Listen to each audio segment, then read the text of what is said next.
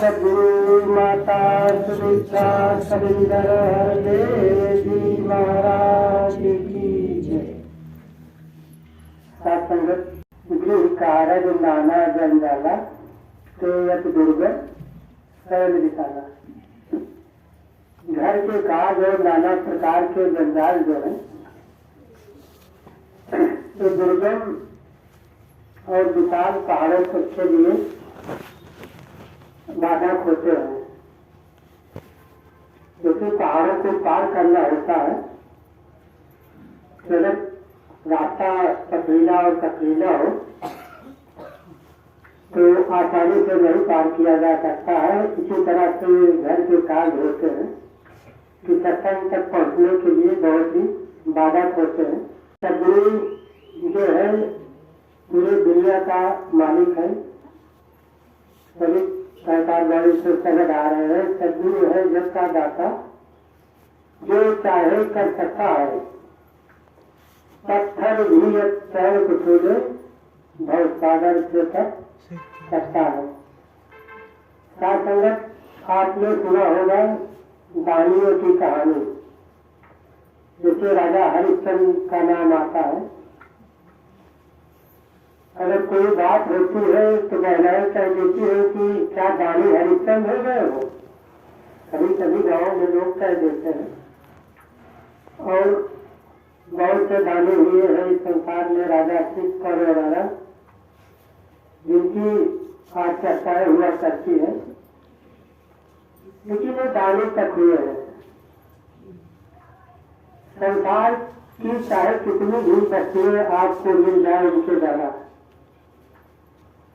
लेकिन ब्रह्म की प्राप्ति नहीं हो सकती।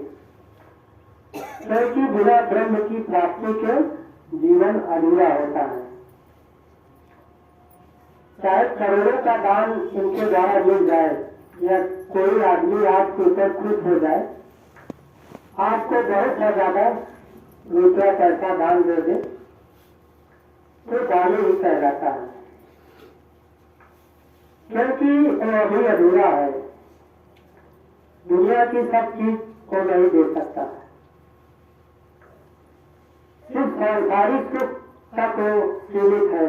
उसकी दी हुई वस्तुएं जो होती है वो सांसारिक सुख ही दे सकती है, लेकिन आत्मा जो है उसके सुख के लिए वो पर्याप्त नहीं है। सुख को महापुरुषों ने दो भागों में बांटा, एक लौकिक और एक पारलौकिक। एक सांसारिक सुख और दूसरा आत्मिक सुख। सांसारिक सुख से आप शरीर का आनंद प्राप्त कर सकते हैं, लेकिन पारलौकिक यानी आत्मिक सुख से आत्मा को आनंद प्राप्त कर सकते हैं।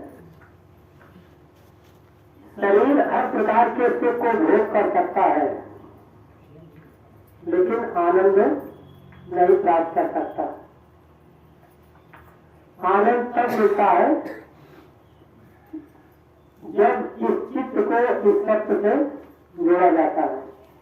इसीलिए इसका एक नाम हमारे विषय में सच्चिदानंद रखा। सत्य चित्त आनंद। सत्य माने ईश्वर, चित्त माने चित्त और आनंद। सत्य और चित्त निरंकार और मेरा मन, दिमाग जिसे आप कहते हो, बुद्धि आपकी, जब सत्य से जुड़ जाती है तो तीसरी चीज क्या बनती है? आनंद। और जब तक दोनों इकट्ठे नहीं होते सत्य और चित्त, तब तक आनंद की अनुभूति नहीं होती है। सांसारिक सुख आप प्राप्त कर सकते हो, लेकिन वास्तव में जो आनंद है आत्मा का वो नहीं मिल सकता। आज समय का सद्गुरु सत्य का दीदार करा रहा है। सत्य का दीदार करा करके चित्त से जोड़ रहा है, जिससे आनंद की प्राप्ति हो। सांसारिक सुख से सिर्फ इस लोक तक आप सुखी रह सकते हैं, बाकी दुख ही दुख है। सदगुरु अवतार वाणी में बाबा जी लिखते हैं, कई जन्म के बन के कीड़ा ग्रीन ग्रीन कर चलता रहा, जरा तनिक तो ये भी सोचो हालत क्या थी, सांप के बिच्छू बनता रहा। कभी बनाते गाय भैंस, कभी गधाया घोड़ा था, बकरा कौवा तूने बनकर जब से नाता जोड़ा था। दुष्टा पर चिल्लाता था, भूल के अपने प्रभु का नाम, कहे अवतार गुरु से मिलकर अब तो पाले अपना धाम। तो कई जन्मों से आत्माएं कई योनियों से होकर के गुजरती चली आ रही थी। इसे महापुरुषों ने 84 लाख योनियां बताया है और अनेकों अनेकों कष्ट को सह रही थी। मैं कह रही थी कि जब कभी मानव जीवन मिला था तो दिख रहे हैं कि भूल के अपने प्रभु का नाम। जब मानव जीवन मिला तब इस प्रभु से नाता नहीं जुड़ पाया, समय के सदगुरु से नाता नहीं जुड़ पाया। यही कारण है कि वो अपने वास्तविक आनंद तक नहीं पहुंच पाए। कहे अवतार गुरु से मिलकर अब तो पाले अपना धाम। अब आपको समय मिला है, मानव जीवन मिला है, एक सुनहरा अवसर आपको, जिसे आप लग गए चांस भी कहते हो, मिला है। और इस चांस को, इस मौके को जो गवा देगा फिर वही 84 में जाना होगा। 84 भटक के तब पर अच्छे भाई अब की पासा ना फिरा तो फिर 84 जाए। अगर आज की बार मौका हाथ से निकल गया तो फिर वही 84 का चक्कर जीवन में बना रहेगा। तो इसी चक्कर से छुड़ाने के लिए समय समय पर निराकार साकार रूप में अवतार लेता है, जिसे हम समय का सदगुरु कहते हैं। और इसी समय के सदगुरु से ब्रह्म की प्राप्ति होती है। और जब ब्रह्म की प्राप्ति होती है तो सारे भयों की समाप्ति होती है। तो साथ संगत आज समय का सदगुरु माता सुदीक्षा सविंदर हरदेव जी महाराज के रूप में निराकार अवतार लिया है। ये जग का दाता है। दुनिया में कोई ऐसी चीज नहीं है जो इसके पास न हो, जो न दे सके। सबसे दुर्लभ मानव जन्म है और सबसे दुर्लभ ये ब्रह्म ज्ञान है। तो सबसे दुर्लभ ये ब्रह्म ज्ञान जो है समय का सदगुरु देता है। बाकी दुनिया के कोई इसे नहीं दे पाते हैं, इसीलिए सदगुरु को दाता कहा गया है। दानी और दाता में यही अंतर है कि दानी सांसारिक वस्तुओं तक सीमित रहता है और दाता लोक और परलोक दोनों सुखी करने वाली चीजों को देता है।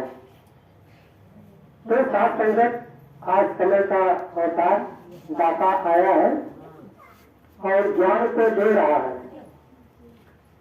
अगर जो ज्ञान को पा लेगा वो 84 लाख योनियों से मुक्त हो जाएगा और जो उस ज्ञान को नहीं पाएगा वो पुनः इसी में भटकता रहेगा। और जो चाहता है सब कर सकता है। सभी आदमी सब कुछ चाहते हुए भी सब कुछ नहीं कर सकते, लेकिन अगर वो जो चाहेगा तो सब कर सकता है। क्योंकि श्री रामचरित मानस में लिखा है, विविध विलास शिष्ट न हुई, सकले संकट पड़े की हुई। अगर वो भय चोरी करते तो पूरी सृष्टि का विनाश हो सकता है। तो दुनिया की कोई ऐसी चीज नहीं है जो न दे सकता हो। और पत्थर भी अगर छू ले इसके चरण को तो भौकाना से कर सकता है। मानव की तो कोई बात ही नहीं है। चरण को छू ले तो भवसागर से पार हो सकता है, और मानव आ जाए इसके दर पर, इसके चरण छू ले तो उसे पार होने में क्या देरी है। साथ संगत श्री रामचरितमानस में लिखा गया है, केवट के पास जब श्री रामचंद्र जी समय का सदगुरु के रूप में गए थे सिंहपुर में, यहीं पर गंगा को पार हुए थे, उससे नाव मांगे थे तो बोल रहे थे भैया नाव को लाओ, मुझे पार जाना है।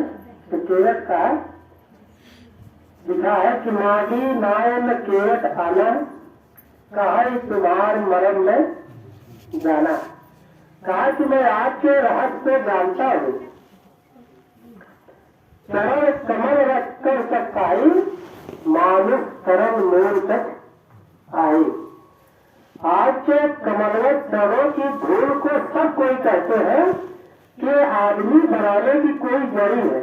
जैसे गैस लोग जड़ी देते हैं तो रोज चला जाता है, कहते हैं कि आज के चरण कमल को जो छू ले तो आदमी बन जाता है। तो साथ संगत आज समय का सदगुरु के चरण धूलि को जो छू लेता है वो मानव बन जाता है, और सुंदर नारी बन जाती है औरतें, उनके अंदर सुंदर गुण आ जाते हैं, मानवीय गुण आ जाते हैं। साथ संगत तो एक सुंदर नारी हो जाती है, सुंदर उनके अंदर एक अच्छा आचरण व्यवहार प्रकट हो जाता है। तो साथ संगत मानव बनने का महत्व यही है कि मेरे कर्म सुधर जाते हैं। जब हम समय के सदगुरु के स्तर पर आते हैं तो हमारे अंदर मानवीय गुण आ जाते हैं, जो गलत आचरण थे वो सब समाप्त हो जाते हैं। गलत आचरण क्या लिखे हैं पवित्र सरकार वाली ले बाबा जी, कर्म है सारे पशुओं में से, पर मानव की काया है, गुण नहीं को मानव जैसा छल कपट मन भाया है।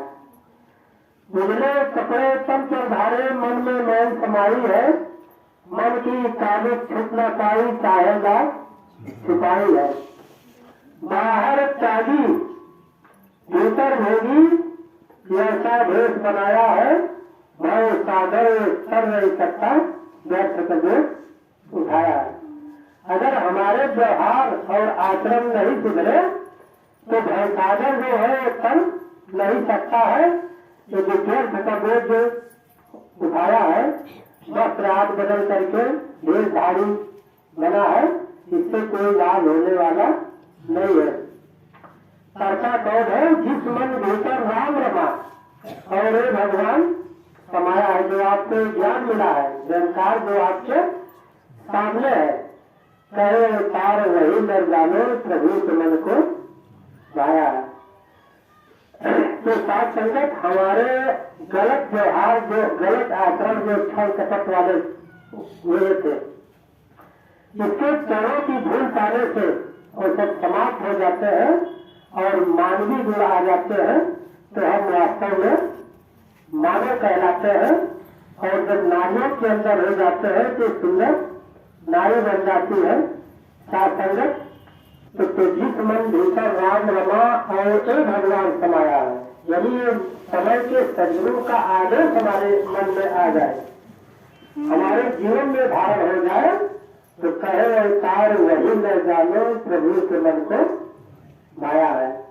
तो बाबा अवतार सिंह जी ने कहा कि सब लोग वही मनुष्य इस निरंकार को प्यारा है, इसकी कृपा उसी पर बरसती है। तो जब हम सुमिरन करें तो निरंकार हमारे सामने है, इसको देख करके हमें सुमिरन करना है और हमें किसी के आगे झुकना है, संतों के आगे झुकना है। किसी मजार आज तक हमें चीज नहीं झुकाना है, क्योंकि साहिब महाराज जी ने लिखा है, जब न जाने भक्ति क्या है प्रभु को पाना भक्ति है, जात के सारे धर्म भूमि थे गुरु विधाना भक्ति है। एक को मानो, एक कौन है? ये जो निरंकार का ज्ञान आपको मिला है जो आपके सामने है, एक को मानो, एक को जानो, एक को पाना भक्ति है। साध हरि को याद में इसी के समय दिखाना भक्ति है। निर्गुण निर्मल निराकार है, वाणी में फरमाया है, कहे अवतार के अवसर मैंने रमे राम को पाया। हम अपने अंग रमे राम को पाए, हमारे आगे भी है, पीछे भी, ऊपर नीचे दाएं बाएं, अरे हम निरंकार में है। जैसे तालाब में घड़ा होता है तो घड़े के चारों तरफ पानी होता है और घड़े के अंदर भी पानी है, तो निरंकार हमारे अंदर है और हम निरंकार के अंदर है। हम क्या, पूरा ब्रह्मांड ही निरंकार के अंदर है। पूरा ब्रह्मांड जो आपको दिखाई दे रहा है, नौ प्रकृतियां जो आप देख रहे हैं, ये सब निराकार के अंदर है। तो साथ संगत आज समय के सदगुरु की कृपा से ये सब संभव हुआ है। साथ संगत अगर पत्थर भी छू ले तो वह कागज से पार हो सकता है, तो आप तो मानव है, आपको पार होने में कोई देरी नहीं है। संगत बोल रहे हैं दादा जी कि जो सदगुरु के दर पर आ जाता है तो क्षण में जोली भर सकता है और आंखों का अंधकार मिटाकर जैसे मैं कर सकता है। जब इसके दर पर आप और बात आया तो क्या इस ब्रह्म को पाने में देरी लगी? क्षण मात्र में आपकी झोली भर गई, जो खाली थी वो भर गई। निरंकार गाता है, तुरंत इस ब्रह्म को दिखा दिया और जो आंख के अंदर अंधकार था, जो ब्रह्म समाया हुआ था, जो आंख के ऊपर पर्दे पड़े हुए थे और दिखाई नहीं दे रहा था कि वास्तविकता क्या है। ब्रह्म साथ जैसे अभी बात आई थी, आज रविवार है, कल मंगलवार है, आज ये दिन सूद नहीं है, आज ये दिन सूद नहीं, ये तो साधारण धर्म है। इसका लाभ और हानि तो सिर्फ आज तक ही सीमित है, लेकिन वास्तविक धर्म वो है जिससे मानवता का नुकसान होता है, मानवता बिखरती है, मानव के बीच में दूरियां बनती है, मानव के बीच में ईर्षा, निंदा और नफरत बनती है। जो जात पात, भेदभाव, ऊंच नीच, छुआछूत जो हमारे समाज में व्याप्त है बुराइयां, बड़े धर्म तो है। कई अवतार उन्हीं के कारण जगह जगह पर सभी मौत के फंदे हैं। आज जो जाति दंगे होते हैं, जो जाति लड़ाइयां होती है, जो छुआछूत होता है, ऊंच नीच, जो ईर्षा, देश, निंदा, नफरत पैदा करते हैं, यही सब धर्म है। ऊंच नीच, जात पात, छुआछूत आदि है। तो जब हमें ब्रह्म की प्राप्ति हो गई तो सारे भ्रम समाप्त हो गए। आंखों के जो अंधकार थे, जो दिखाई नहीं दे रहे थे, जब ज्ञान की रोशनी आ गई तो ज्ञान की रोशनी से सब कुछ दिखाई देने लगे। जैसे अंधेरा हो तो कुछ नहीं दिखाई देता, लेकिन अगर रोशनी आ जाए, बल्ब जल जाए या कोई रोशनी आ जाए तो सब कुछ दिखाई देने लगता है। इसी तरह से जब ज्ञान की रोशनी आई तो सब कुछ दिखाई देने लगा जो हमारे अंदर भ्रम पैदा थे।